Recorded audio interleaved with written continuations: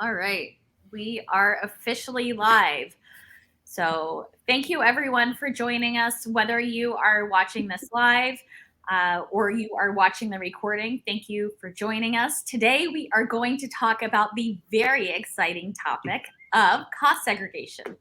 So, I have here with me, if you don't know me yet, I guess I should introduce myself. My name is Angie Aki. I am the owner and founder of Ohana Investment Partners, and I help people passively invest in real estate. So it's truly passive and magical. That's what I do. So today I'm joined by two members of my external team. So sitting next to me is Sean DiMercucio. He is a CPA and I feel like a business advisor and friend in so many capacities. And Echo Karras is also a friend and part of my external team, and she works with Engineered Tax Services. Hopefully, I said that correctly. And one of her specialties is cost segregation. So we thought it would be a really great idea to bring the three of us together to talk a little bit about cost segregation. And Echo is going to start us off with some initial information. And then Sean will walk through some questions that investors, real estate investors, typically have about cost segregation. So if you have any questions, feel free to post them in the comments and we'll make sure those get answered as well. So that being said, I'm going to hand it over to you, Echo, and I will, now everyone can see your screen. Very cool. Well, thank you so much, and what a lovely introduction. It's great to be here. I'm sorry I didn't figure out how to blur my background, but I love being here and love being in the raw, real world, right? So yeah, I'm with Engineered Tax Services. I'm one of the client development directors. And today is actually my first anniversary with the company. So it's been a wild and wonderful first year. So this is kind of fun to be doing this today, and it's great to be here with you folks. Little bit about my background. I have about 30 years in risk management and insurance, and all lines of insurance from P&C to financial services, and I was a registered rep with New York Life for a bit.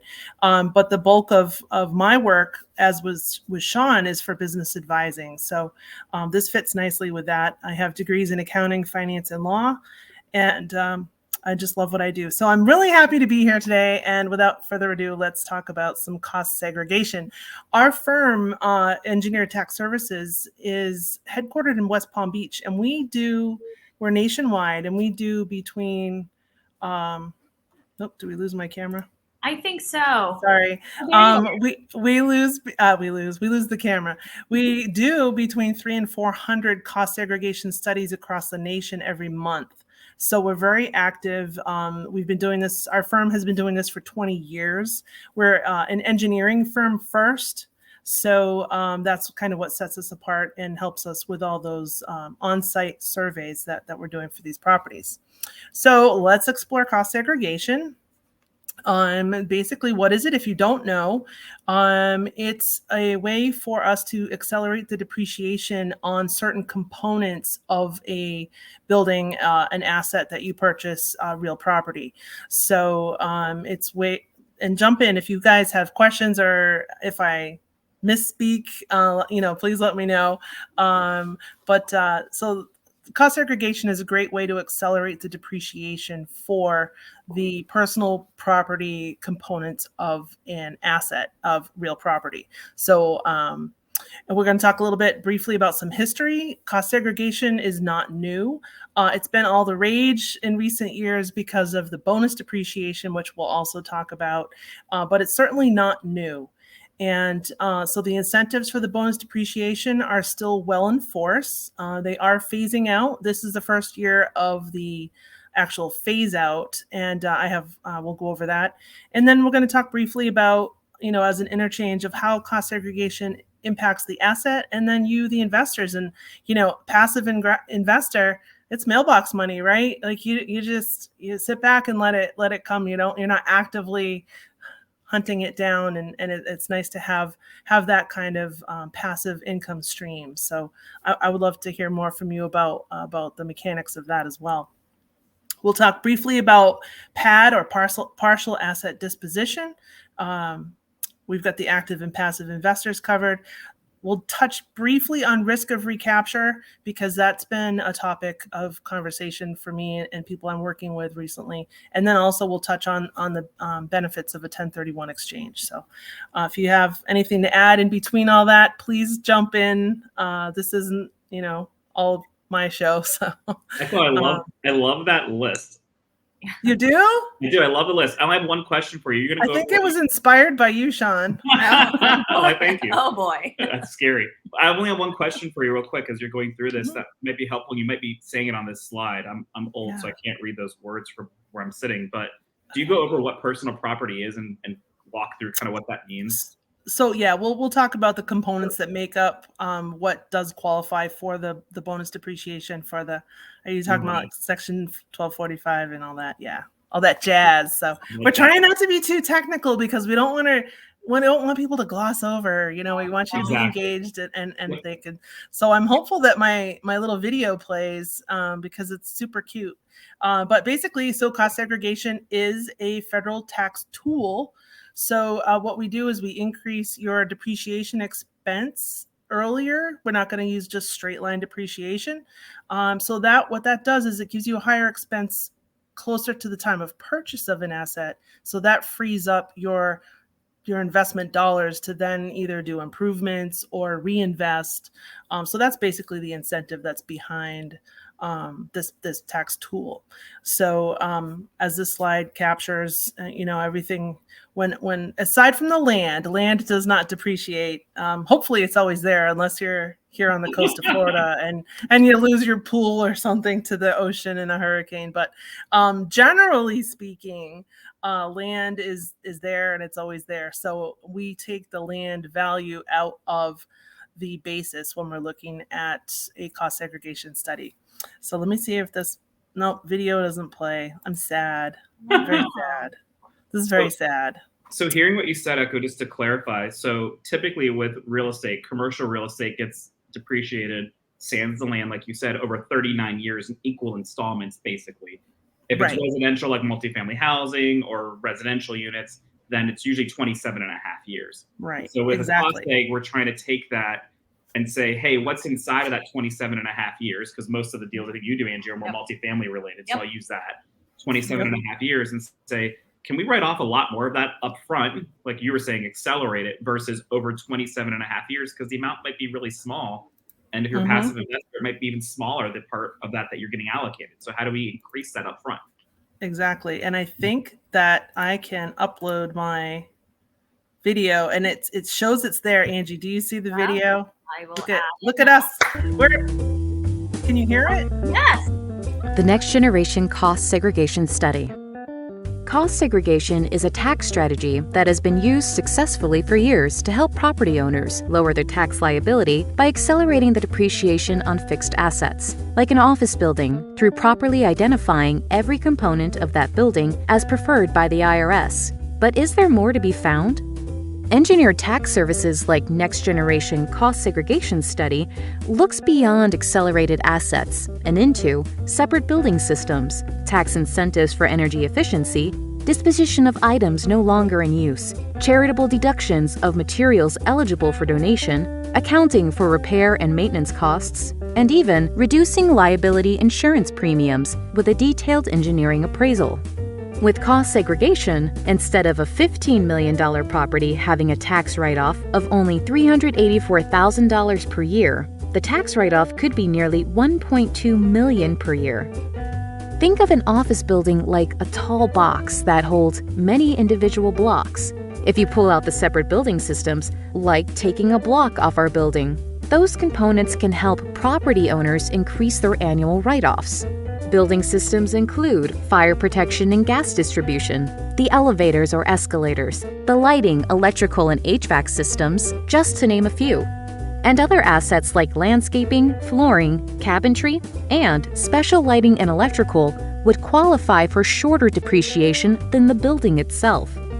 Having this detail in one report creates a valuable tool for property owners to ensure IRS compliance, optimum depreciation, and additional write-offs each and every year. Real estate can be the best investment for wealth preservation when tax rules are applied. I really love the last slide, the last part of that video. Isn't that so cool? Like I paused that before. I'm like, I gotta write this down. Like, this oh my gosh, yes. This should be my new tagline, right? I'm stealing it. See, you liked that. I like the part where they show. One thing is the accountant at the roof? No, that's not it. Every time they show an accountant, they have like these googly eyes. And I wore a collared shirt just for you two. Usually I'm in a t-shirt. So I'm not a normal accountant. But what was interesting too is the report piece where they actually showed the report. That's such one of the biggest things that we see when we're working with clients and anyone and anything where we're taking tax positions that are a little bit, these are all legal tax strategies, obviously, but they're a little aggressive sometimes and people get scared. And these reports and using services like engineer tax services are needed to ensure that when the IRS comes knocking, if they do, all we get to do is we get to take that report and go, here you go away. Yeah. You do that and you call me and say, hey, Echo, I got a letter, or they're here. And, I'm glad you brought that up because we stand behind our work 100%. So we offer 100% audit defense for the work that we do for our clients. So if you ever, for some reason, have a question by the IRS for a cost seg or any other specialty tax report, we're there. We're right here. We're like, what? Show us, let us take it. We'll talk to you later. And that's really important. Like when you're building your team and you look, especially when you're looking at syndications, commercial real estate investing, it is a team sport. And that's why I said at the beginning, I'm joined by my external team. We don't all technically work together, but oh, by the way, we all work together and we're all working for the same cause. So the people that you are surrounding yourself with and growing your team and creating your team with, it's really critical, especially when you're dealing with the IRS, because no one wants to deal with the IRS. Maybe Sean, but he's I like fighting the IRS when they're wrong. But you want to make sure you're surrounded by the right people and everything is done correctly. Right. Exactly. So that last slide was great. So it's basically, this is the tax tool defined. What we find is when we're working with clients, like we do anything from multifamily to hotels to car washes, to it's just single family, small vacation rentals, the Airbnb market. We've got a huge market of doctors we'll get into this a little bit, but their spouse may not work a W-2 job, so they then qualify as a real estate professional. And with the bonus depreciation, it's been an amazing tax strategy for these doctors to reduce their W-2 income, taxable income. We all speak that language with them, right? We're all fluent with that, right? Yeah. So it's all about tax tools, like you said, right? It's there, and it's how you use the tools that are available to you, or if you use them, right? Because the choice at the end of the day is yours. You're absolutely right. And, Julio Gonzalez founded our company over 20 years ago, and his whole mission has been and continues to be allowing or helping every American access the tax tools that are in the code that are available and applicable. So it's really fun to be part of this firm and be, sometimes I feel like Robin Hood, a little bit, but it's in the code. So you have to know the rules to win the game, right? Mm-hmm. So basically what we look at when we're looking at these different buildings, is we're looking to write off about 30%. Sometimes it's more, it depends on the components of that building. But generally we see once we take out the land, we're looking at, so say you bought a property for about $1 million and we take out the land, maybe the land was assessed at $250. You have an appraisal for the land and it came in at $250. So we take that off. So you're looking at a depreciable base of $750,000. So from that base, we go in and our site engineers, they will come to the property and they will look at, what is it made of? Is there dedicated lighting? What's this carpeting like? How old is it? So you're going to get and then they're going to go back. I don't do this part. They go back and crunch their numbers, and our engineering team puts together the cost segregation study. And what we find is initially when we're quoting, we're pretty conservative. So generally the final report comes back a little bit higher than what we expected, which usually makes the investor happy. But that's generally around 30%. That's my long story about that. The subcomponents, like the video illustrated, the flooring, cabinetry, hardscaping outside, different things, that all gets covered as a subcomponent in that bucket. So those lifespans are generally shorter, and they're between 5 and 15 years. So as Sean mentioned earlier, you're not depreciating, $1,300, a door for that's going to get kicked in or scratched or have to be replaced, in a year, 27 and a half or 39 years. So that's the beauty of it, is that you're actually, what we're doing is expensing those items sooner when they realistically, do need to be replaced. So that's the tax tool defined. As we mentioned earlier, history of cost segregation, it's not new. Bonus depreciation is relatively new. But in 1962, the Investment Tax Credit Act was enacted to increase these investments and help us avoid recession and inflation. So, so far, it's worked to that. And I know Angie, you're out there living it, working it. How have you used, or how has your investment company been utilizing cost segregation and these kind of tools? A lot. Yeah. We utilize them, I would say, on almost every offering. I'm trying to think of an offering that we did not do a cost segregation study on, and I'm coming up blank. It always makes sense to use them. It always makes sense to use Except them. if it's one little single family house. Once in a while, if you have one asset, it doesn't make sense.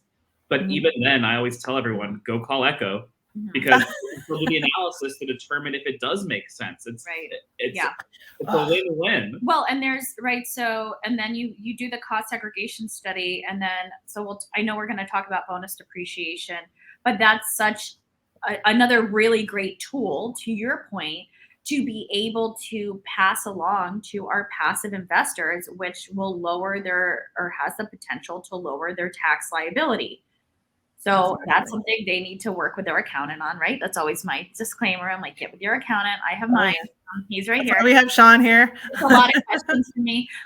But it's something that can really help reduce your tax burden. And so we do a cost segregation study on, I don't want to say all, because then something will come up, but most, if not all, of our offerings. And it is such a benefit, not only to the asset, but also to our investors, because at the end of the day, if the asset performs well, that performance flows right to the investors. Do you guys always do the first year when you buy the asset? Yes. And the only reason I bring it up is it's one of those little interesting things that most people think in a cost seg, you have to do it in year one. And if they forget to do it for any reason, they go, oh, shoot. And I always like to go, well, one, we possibly can amend your previous return if it makes sense. Or number two, we can just do it as of a future year later on. And so, with bonus is kind of going away, but we don't know. It depends on, where Congress is with that. I think it's going to come back, but who knows? Let's hope. So. There's other mechanisms in place, so we're still good. We're still good. But the reason I bring it up is you don't have to do it in year one.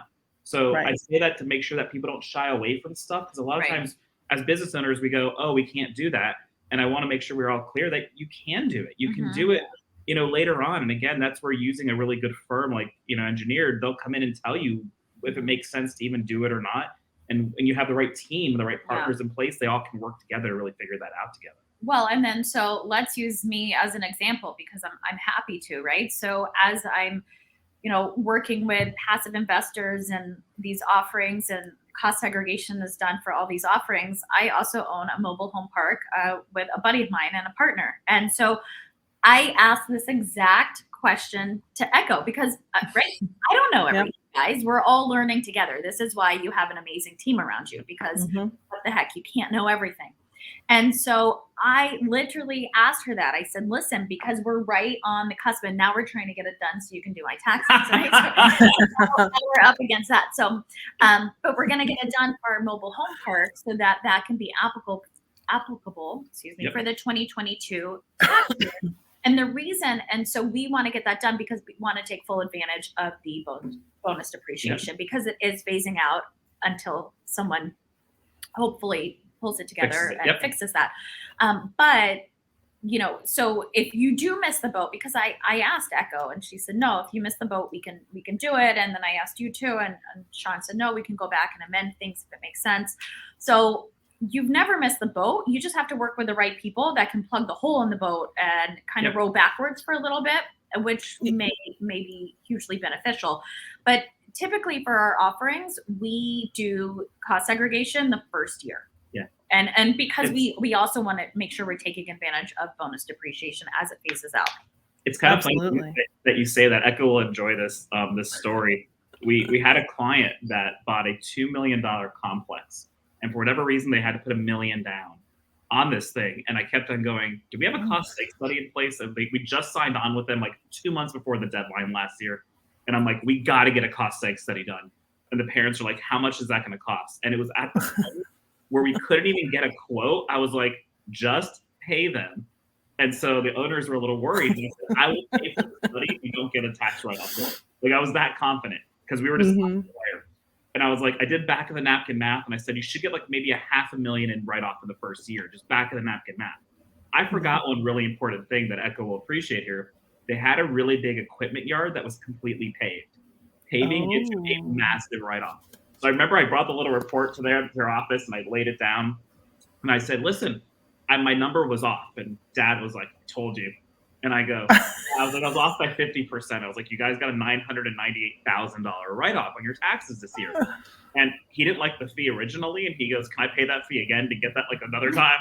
So it was one of those moments where it was like a really great educational tool for the group to go, I know you don't do this often because you're not buying real estate all the time. This was for your office building, but this was a big deal for them to understand. And I'm trying to beat a dead horse intentionally of going, you got to talk to people about these things because cost segs, if you're in real estate, there's so many people that don't know what cost segs are. And it's so important to understand what they are and make sure when you're working with passive investors and passive investment groups that they're telling you, yes, we understand what those are. And we are doing those on all of our properties. Super important. Yeah. Nice plug. But yeah, you're absolutely right. And we're actually, two things I wanted to add to what you both brought up. First of all, is we always do a cost seg. It's free. We give a free analysis. So why wouldn't you see if it makes sense? Yes.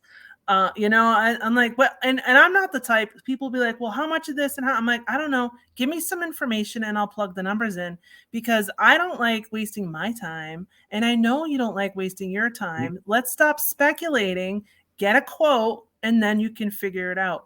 So I love to do that. Why then you can totally know whether it makes sense or not. And then for the second thing that you were saying, I have a client I'm working with who is a new accountant he has a new client. This client came to him. They had purchased 14 properties between 2017 and last year. And their accountant did not know about cost segregation. So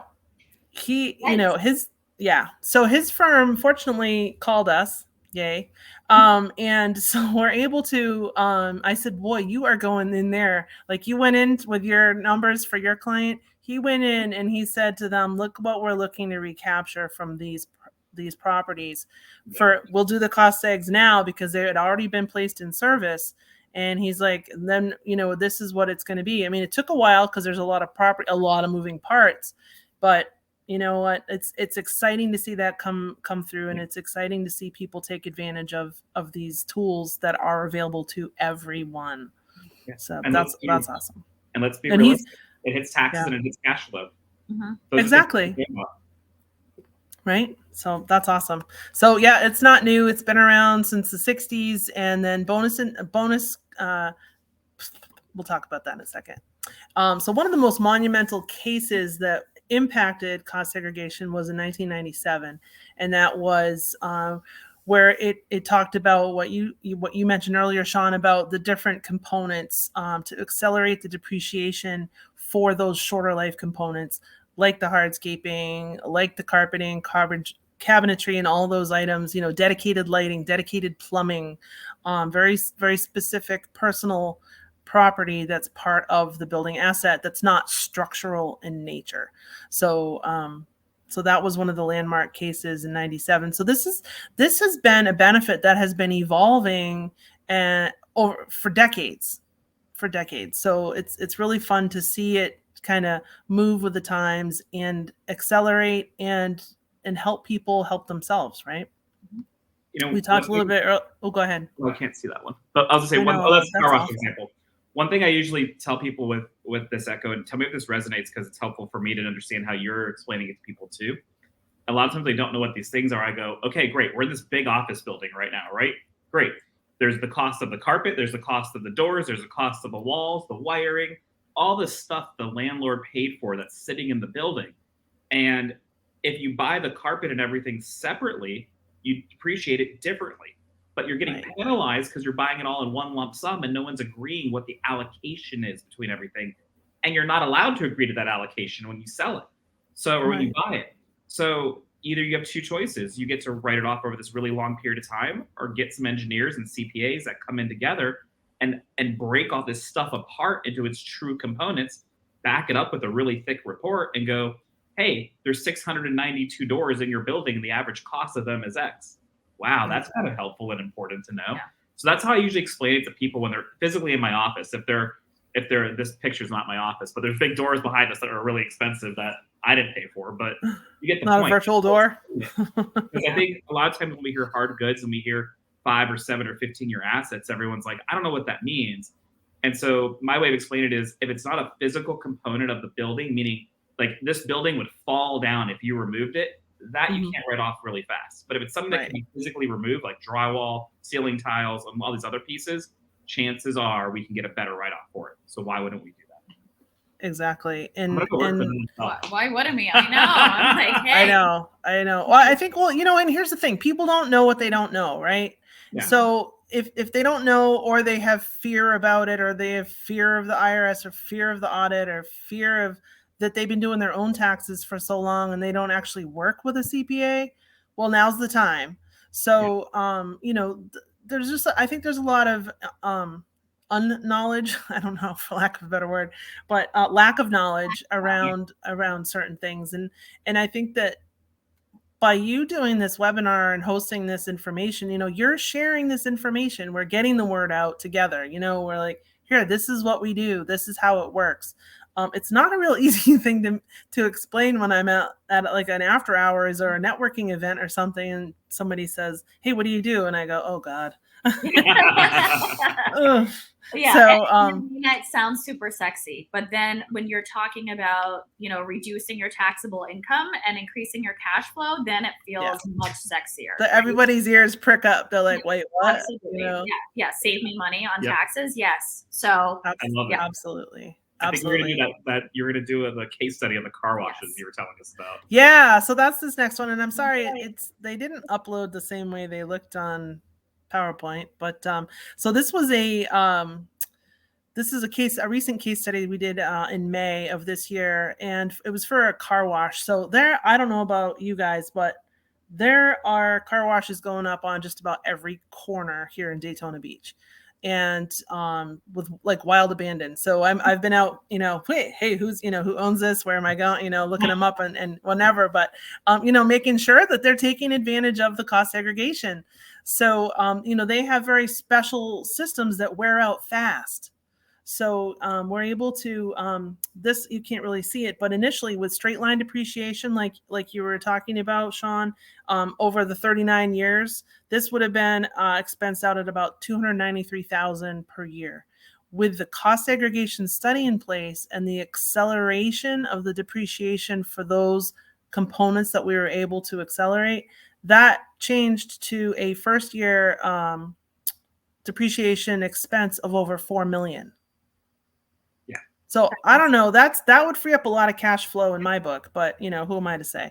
But that's how this works. That's the impact of this. And when we do that quote, when we do the initial benefit analysis and look at these numbers, that's what we look at. That's what we looked at with Angie. And she said, so if I don't do it, it's this. And then if we do it, then we can take advantage of that. And why wouldn't she? Everyone says, well, why wouldn't I do this? Right. You wouldn't, you wouldn't consider it. But hold on. If you're not going to hold a property for a few years, you might consider not doing it. But I would say it's going to free up cash flow in year one right now as things stand. So there's really no reason to not do it. we've done those analysis actually on that exact topic of going, hey, I think I might sell this building next year or in 2 years. I'm not really sure. And I always ask the question, are you 1031ing it or not? Which you never really know, right? Like, what's the crystal ball look like? Oh, where's my ball? But what's your strategy? A lot of people that have been doing this a long time already have a strategy. Some don't. They're figuring it out. For passive investment syndication type deals, you're not usually 1031ing them because that asset class has a game plan in place for it. But we've done those things, and we've actually, the math usually works, even with the recapture that we're going to talk about, to take the write-off, because again, it's like the old, I forget what it is in Popeyes, like the hot dog guy, where it's like, can I have a hot dog today and pay for it later? That's what you're doing with depreciation. Was it Wimpy? Like, Wimpy? Yes, there you go. Thank you. Oh my gosh. Oh my gosh. You're full circle for you. I can't even with the Popeye. So I know we're jumping ahead, and you mentioned that you were going to bring it up, but let's go ahead and talk about the recapture, right? Because we've talked to, or yes, let's. All right. Now I'm skipping around That's okay. We got really flow going. But let's talk about the recapture, and then I want to go back to bonus depreciation because I saw that was next, because I wanted to dig into that a little bit. But because recapture just came up, and that is right. So at the end of the day, when you talk about all these really great things, right, there's always some type of drawback, or there's some con, right? So if we want to look at pros and cons, what is the con? What is it? What does that mean, right? What is recapture, and why, how does that impact you with cost segregation? So the way I like to explain it is with insurance premiums, because that's been the 30 years of my life prior to this, right? When you prepay premium and you cancel your policy midterm, you'll get return premium. So it's basically like the IRS has paid you in advance for your discount for your expense, and then if you you sell that asset, you sell it outright before those 15-year properties have actually matured, that you've actually earned that discount, that expense, then you have some recapture exposure. And that's just what and like Sean was saying, once we did the numbers, it made sense, but it's a scary term that people are using to say, oh, well, I don't want to do it for this. Well, I don't want to have to worry about ordinary income. I don't want my recapture tax at ordinary income levels. And Sean, I think you can speak to that. Yeah, can I explain it a different way and maybe see if this resonates? This is what I usually tell people. If you own a piece of real estate if you own anything, the tables and doors in my office, I'm depreciating those for whatever the rules are. And what happens with non-real estate, with this stuff, when you depreciate that, you're getting to write off that depreciation at ordinary tax rates. Let's say 30%, just to make life easy. So at 30%, if I sell that later for a profit, I have to recapture just the depreciation, and I have to pay the 30% back. But anything over that depreciation, I get to pay lower tax rates called capital gains. Well, now let's fast forward to real estate, because in real estate, what you hear people say is, oh, well, when you sell a building, it's always capital gains rates. And there's a special carve out in the Internal Revenue Code that says, hey, as long as it was depreciated over 27 and a half or 39 years, there is no recapture. You get to actually get those preferential rates. There's some special rules about this. So if any like accountants or like people that are like know this stuff, yes, there's other rules, but we're keeping it simple. It's high level here. 20% rate. However, when cost segs are done, because you get to accelerate, whatever you accelerated, you got to write it off at a higher tax rate. So the IRS says, hey, we love real estate, and we get that we love real estate. But if you accelerated your depreciation on this building, you got to pay us back for that depreciation at that higher rate. The rest is still long-term capital gains rate, but just not what you got to write off earlier. But not the full amount, right? Full amount. Just to clarify and to simplify this, right? So if it's depreciated over, call it 7 years, and you sell that asset at year 4, then you're just, the recapture is that remaining 3 years. Correct. At let's say 30%, and the rest is at 15 or 20 or 10, depending on the investor and where they are. Okay. So it's still, I always like, we're taking money out of one pocket and we're putting it in the other. We're just replacing what we did. Yeah. And again, it goes back to the wimpy thing. I mean, why would we not get the write-off today? Right. We'll pay the taxes later. And I don't know about you guys, but I always tell people, invest in yourself and invest in things that you truly believe in. So if you're investing in passive income and those are your sources, if we have more cash flow today, I get to do an extra deal with Angie this year. Yep. I'll pay the tax later when the deal comes through. Yeah, it's velocity of money, right? It's velocity. Exactly. Money wants to move. That's why they call it cash flow. That's great. I love that. Money wants to move. I love it. I'm ready. So, and the sooner you get that money, right, then you put it to work and you're getting higher returns and you're able to put another down payment in. You're able to do another passive investment. You're able to buy another business. Whatever it is you're doing, then you just get to do more of it because you have money today. And at the end of the day, right, no one knows what the future holds because, how long are we going to hold this mobile home park for? I don't really know, right? If someone comes tomorrow and says, hey, we're going to offer you XYZ for it, we may say, hey, we're selling it tomorrow. Yeah. But that's not the plan, right? But plans change, life changes. So it makes sense. I would say probably 99.9% of the time, right? Maybe because there's always going to be something. Someone's going to comment and say, oh, but this, right? So that's the 0.1%. So we have you covered. Okay, awesome. Thank you. Is there anything else for recapture either one of you wanted to discuss? No, just that, we did touch a little bit about a 1031 exchange. So for people that don't know, that's also a tax deferral tool. And that actually, if you're doing a 1031 exchange, then the recapture really is a non-issue because that goes with the asset. So as you're rolling forward your deals, say you decide to 1031 the mobile home park, well, you're going to do it into a like kind exchange. So you're going to look to maybe a bigger or newer mobile home park or something similar. And then you're going to roll that. So say you bought it for $2 million and you're getting $4 million for it, then that $2 million essential capital gains gets pushed forward. It gets kicked down the road. So if you take that full 4 and put it into the new purchase. Go ahead, Sean. I was laughing. I was like, wait, so I get a really big write-off up front and I don't have to pay any taxes in the back end? I mean, it's a win-win. Well, and that's typically what people do, right? So the goal is to scale up. So, frankly, our mobile home park is a smaller mobile home park. Are we going to want a larger one? Yes, we are at some point, right? So if we're doing a 1031 exchange, then that answers the question of recapture. And if you can kick the can down the road, I forget, someone said this once and I was like, well, that's brilliant. He's like, I'm going to kick the can down the road and do 1031 exchanges until I'm dead. And then my heirs can deal with it. Right. There you go. Because they have a step up in basis. Right. Boom. So you can defer taxes until right. You're long gone. And hopefully someone else in your family or your heirs, whomever that may be, knows to further kick the can down the road. That's a whole other webinar, but that's an estate planning thing. Right. That's 100% on key. Yep. Yeah. That's what we love, but it's all about strategy. And here's another plug for Sean. I love working with accountants like you because you are strategy focused.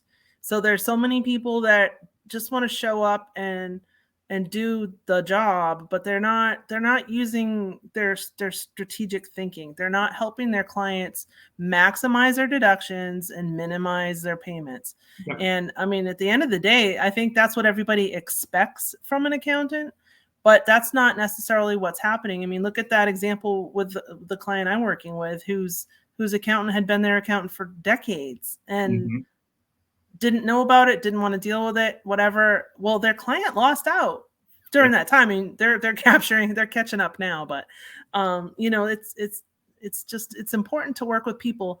If you're going to pay a professional advisor to advise you, then make sure that's what they're doing. Like you can fire people. You don't if I hire someone to do work for me and they're not really helping me, then I'm going to find someone who can. So that's where people like you come in, Sean. And I love that Angie introduced us, and, you're helping, you're that forward thinking. And I love when accountants tell me I'm not your typical accountant. I'm like, oh, thank God, because that nothing against any accountants. No, not at all. The same. Not at all. And everybody helps. But if you're don't have the time for it, those are the accountants we love to work with, because they're like, look, I know it's a thing. I don't do it. I don't have the time for it. I don't have the bandwidth. I don't have the manpower or the woman power or the people power, but it's a thing. I know it's good. It would be good for you. So call Engineered Tax Services, call Echo, or call Sean. He knows about it. Angie.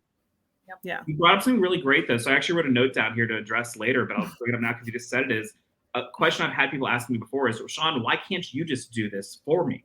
Why can't you write this report or do this thing? And I always go, it's kind of like hiring an attorney. I'm not going to hire a bankruptcy attorney to handle, something like a divorce. And maybe some of the bankruptcy attorneys can do that, but they're specialized, right? CPAs are the same way. We don't know everything. And, there's groups and firms out there that are so specialized in certain types of credits, the ERC, R&D credits, cost segregation studies, 1031 exchange related work. There's rules and stuff around this stuff where they've done it so many times that you want to use experts on your team.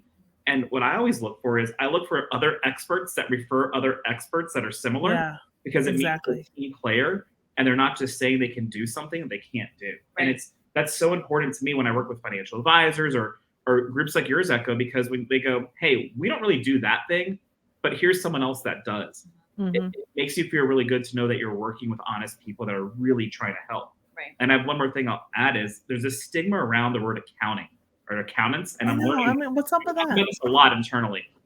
And I always go, accountants are people that do the books. They're not people that do the tax return. But most people just hear accountant and say, oh, they do my tax return. I'm like, that's tax compliance. And then you have to do tax strategy, which is what I do in tax advisory. And so we're kind of on like this mission right now of really trying to explain that to everyone to go, hey, accountant is not a universal term for everything. And it's usually why everyone has issues is they think a client or someone will think my accountant does all this stuff, but they're not hiring that. What they're thinking is a tax strategist or a tax advisor, but they're hiring a tax compliance person that's just doing their tax return. You have to ask the right questions to know what you're getting to make sure with all of these things that we're working with the right partners.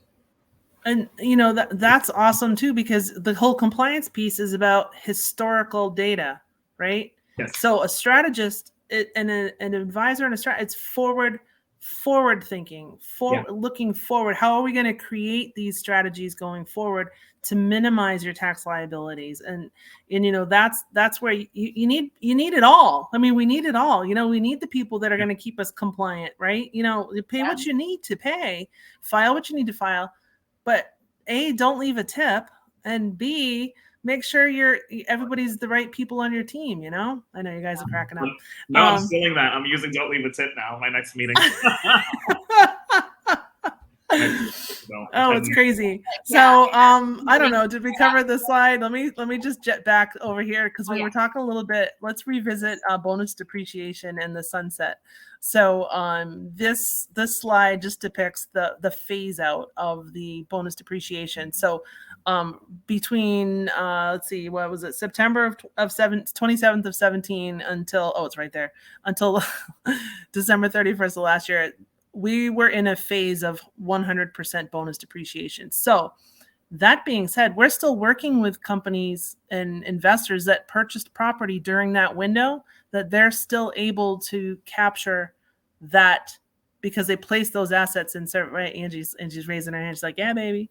Yeah.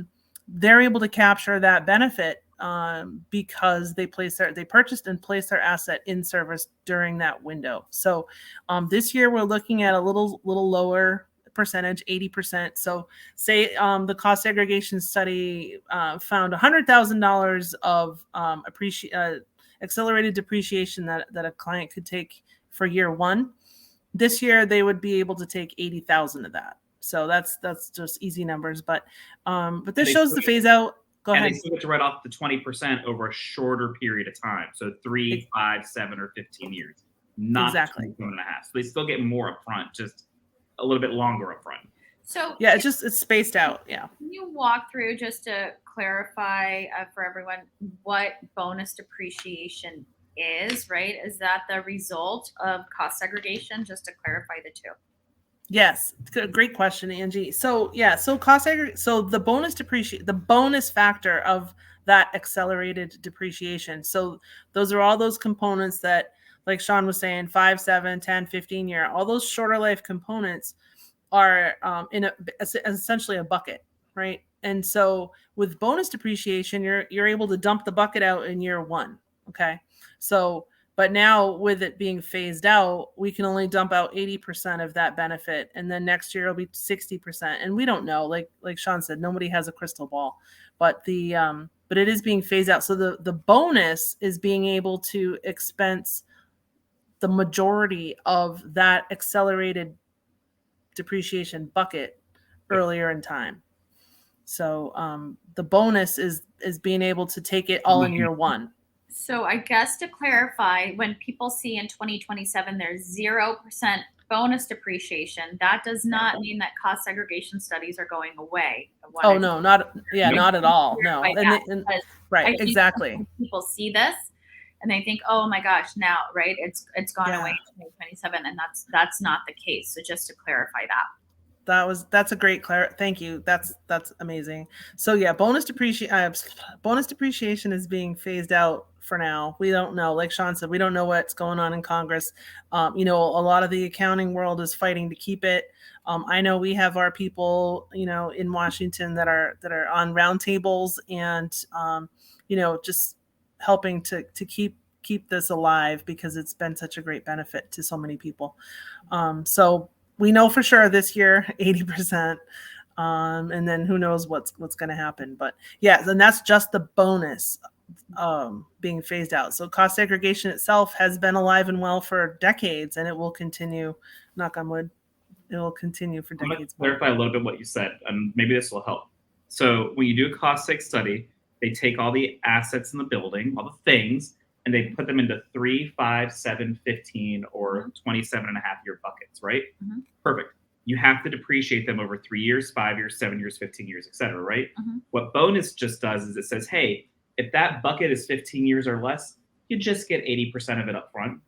So it's not changing the classification. Mm-hmm. It's just like this extra layer on top of it going, oh, I know the rule says 15 years, but don't worry about that rule. You're going to get it all now. Well, once 2027 hits, they're going to go, hey, the rule's 3 years. So instead of getting it all in year, or 80% in year one, 100% last year, right? Now you're going to get it over 3 years, that little piece of it. So you're still getting an acceleration. It's just not as fast. So if you're really good at making a lot of noise, call everyone you know and tell them, because we want it at 100%. Please do. Yes. That's right. We want it. We want it back. We want it back. Great. And you sparked a thought and it's gone. It flew right out the window. But that's what happens, right? We'll find it. Go right. through again, because I know we're coming up on time, and there's one more thing I want to address, and I think you had it in here. Wasn't there? Oh, go back. It was there. It was on that page. It was the active versus passive, I think. This one? Yes. Investor. Yeah. Put that real quick, and I'll chime in. Okay, I know you're excited for this one, right? Yeah. So So we've got active investors. So Angie is an active investor. This is what she's doing. She's actively out there looking for deals, funding deals, getting things done. So, she's creating passive income for herself, but she's an active investor. And so, but then there's people like me, if maybe I had $100,000 to come in and I say, I got this 100,000 and I'm just looking to park it somewhere for a couple of years. Great. Then Angie might have a nice deal that I can get in on and help her fund her deal. I would be the passive investor. And so any distributions from that deal to me would be passive income. So I would use the bonus depreciation as a passive investor. I would use it to offset my passive income. And Sean, can you talk a little bit about grouping passive incomes? Because I love it. You just hit it on the great thing, though. So someone like Angie, she gets to bypass our passive rules because she's actively involved in real estate. I mean, we're not going to get confused by entity types and all that stuff. But again, this is a good pitch to say, talk with your CPA, talk with the groups that are designing these. I know for us, and we've done this for you, we have a one-pager that we actually do of your world. And we say, this is where you need to put these deals, because if you don't, I can't tell you what's going to happen tax-wise. So it's really important. And legal-wise, insurance-wise, all of it. So passive versus active. We're going to talk about the passive side of it, because that's really what we're working a lot with. So passive investors have this rule that says, hey, you get all this income that's passive and that's active, and they come through a form of a Schedule K1. Angie will link up, or you have something where we talk about K1s and what those are. And what happens is you get to net all that passive stuff together. And if the result is is income, great. You're going to pay tax on it because the IRS wants their money today. But if the result is a negative or it's a loss, you can't take that loss and use it to offset what we call active income. So think of things like your W-2 or your normal everyday business. So the real question then becomes, how do passive investors use this as a strategy on a go-forward basis? Well, it's really simple. In the first year, using our loss example, let's say that's the only deal we had and it had a loss. You don't lose the loss. It just gets carried forward to the next year. And if you had income, it offsets it. But here's how a lot of investors use it. If you actively are looking for new deals that are passive deals, eventually you're always going to have passive income coming in. Well, how do we stop paying taxes on that passive income? Well, if we invest in a deal where they have bonus depreciation in year one and it creates a loss, that offsets that passive income. Why do we love that? You got some checks for cash and you didn't have to pay tax on them because you made another investment. Right. And so if you keep the cycle going just right, it creates this beautiful waterfall of where you can really minimize or reduce taxes almost nothing. And those losses carry forward. So, right. Yep, So let's talk about some of the offerings that we've had. And we just rolled out K1s and there's a webinar on that. So stay tuned for that, or I'll send the link if you want it. Please let me know.